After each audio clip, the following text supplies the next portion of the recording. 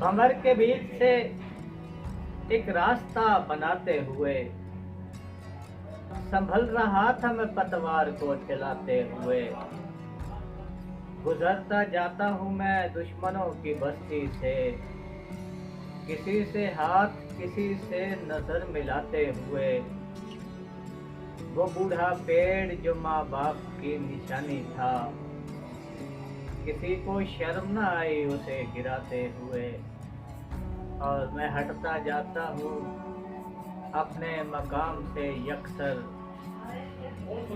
मैं हटता जाता हूँ अपने मकाम से यकसर, तुम्हारे वास्ते थोड़ी जगह बनाते हुए। और मेरे मकान के अहवाल भी बताता मुझे, मेरे मकान के अहवाल भी बताता मुझे, नए बरस का ज़िया ज़ाइचा दिखाते हुए। भंवर के बीच से एक रास्ता बनाते हुए संभल रहा था मैं पतवार को चला।